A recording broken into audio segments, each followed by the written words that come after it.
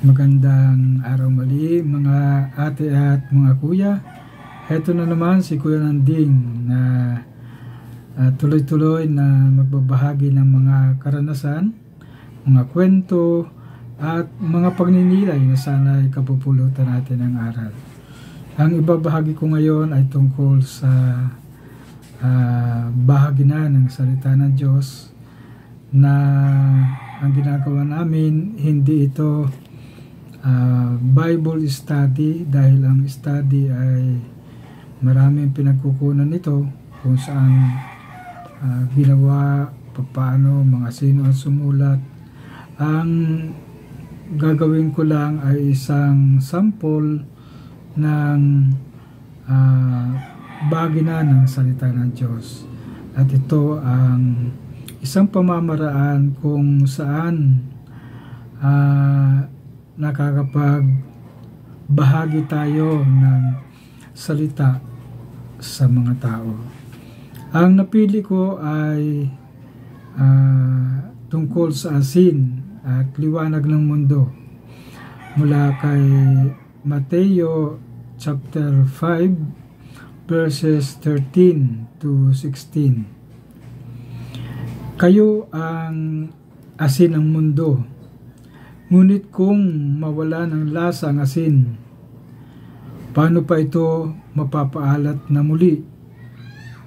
Wala na itong silbi, itatapon na lamang at tatapakan ng mga tao. Kayo ang ilaw ng mundo, hindi maitatago ang lungsod na itinayo sa tuktok ng bundok. Hindi rin sinisindihan ang ilaw para takpan ng kahon. Sa halip, ito ay ilalagay sa isang lampara at tumanglaw sa lahat ng nasa bahay. Gayon din naman ang inyong liwanag sa paningin ng mga tao, at makikita nila ang inyong mabubuting gawain at pupurihin nila ang inyong amang nasa langit. Ang Ebanghelyo ng ating Panginoon. Pinupuri ka namin, Panginoong Jesucristo. Ang nakatawag pansin sa akin dito, dahil ang asin ay palagi na nating ginagamit sa pagkain. Ang substance ito, konti lang. Pero kapag ang asin ay iniligay mo sa pagkain, nagkakaroon ito ng lasa. Ang tubig ay nagkakaroon ng lasa. Minsan pag napadami, nagiging maalat. Kapag konti naman, matabang. Kaya depende kung sino ang kakain. Kung kabisado mo ang mga kakain, so kabisado mo rin ang timpla ng asin. Kaya para sa akin, ang asin ay parang ordinaryo na lamang. Pero mayroong isang nakatawag pansin sa akin dito. Kapag ang asin ay nawala na ng lasa, paano ito mapapanumbalik? Minsan parang napakadaling tanong, pero mahirap sagutin. Sa aking karanasan, minsan sa aking buhay o sa kwento rin ng iba, kalimitan ang nagiging laman ng mga pagbabahagi ay tungkol sa kawalan ng meaning sa buhay. Kaya kuminsan ang mga simbolong ito ay nawawalan din ng meaning dahil hindi nauugnay sa buhay. Kaya para sa akin, ang pagkawala ng lasa ay isang hindi matatawarang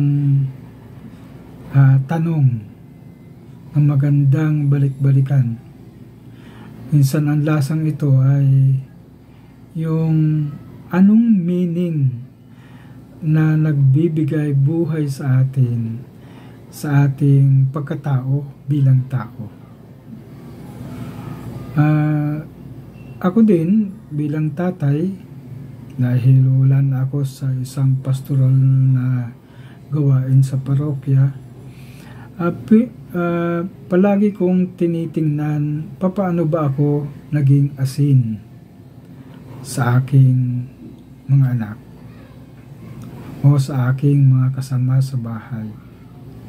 Madaling sabihin ang asin, no? Pero papaano ako nagbibigay ng lasa sa kanila? Matabang ba? Maalat? O katamtaman? Pero ang sasagot nito ay hindi ako, kundi siyempre iba. So lumalabas itong mga ganitong mga katanungan kung minsan sa ating pagninilay ay nawawalan na tayo ng meaning o kahulugan sa buhay. Ang kahulugan ang nagbibigay ng lasa. Dahil halimbawa, ako, kung hindi ko na makita ang aking papel bilang tatay o ama ng pamilya, so nagkakaroon na ako ng kawalan ng kahulugan. Hindi na nabibigyan ng meaning ang aking pagkatao, kaya kung ano na lamang ang aking gagawin, kung anong maisip ko, pwede akong lustayin ko na lamang ang pera, wala na akong pagpapahalaga sa aking pamilya. Pero yung ba talaga yung dahilan? Baka mayroon pang ibang dahilan. Kaya yung paghahanap ng meaning na yon ay upang arukin, tingnan ano ang pinagmumulan nito. Itong mga katanungan, bakit nawawala na ng lasa o nawawala na ng ilaw ang aking buhay? So minsan ang kawalan ng pagninilay, kawalan ng pananampalataya ay isang dahilan ng kawalan ng lasa. Kaya minsan palagi akong nare-remind ng aking bunsong anak at palagi saan ang galing ito? Halimbawa asin, saan ang galing ang asin? Siyempre papaliwanag mo, minsan ang galing ang asin sa dagat. Saan ang galing ang dagat? Ang galing so paikot-ikot na lamang ito. Minsan hindi na natin alam. At ang sasagot din natin ay bigay ito ng kalikasan. Pero mapapaliwanag ba natin yan sa bata? Kaya napakadaming dahilan ang kahulugan ng buhay. Kaya isa rin sa aking karanasan ay magbigay ng panahon sa pananahimik, magbigay ng panahon at muling tanungin ang aking sarili, ano ba talaga ang meaning ko o bakit pa ako'y nabubuhay. Kaya napakahalagang tanong ito kapag ang asin o ilaw ay nawala na ng ilaw at nawala na ng lasa, paano pa natin ibabalik ito? So ako din minsan patuloy na humihingi ng ng liwanag sa Diyos. Sana'y bigyan tayo ng inspirasyon at muling mabuhay ang ating kahulugan ng buhay. Dahil napakahalaga nito sa ating pang-araw-araw na buhay. Sana Panginoon, patuloy kaming maging asin at liwanag ng mundo, lalo-lalo na sa aming pamilya, at nang gayon ay maging makabuluhan ang aming pagtira dito sa mundong ito, lalo-lalo na sa loob ng aming pamilya. Maraming salamat po, Panginoon, at patuloy mo kaming gabayan sa aming mga desisyon, sa aming mga gawain. Ang lahat ng ito ay pinasasalamatan namin kaysa ng Espiritu Santo magpasawalang hanggan. Amen. Sa ngalan ng Ama at ng Anak at ng Espiritu Santo. Amen. So ito po muna si Kuya Nanding. Nagpapasalamat at God bless sa ating lahat.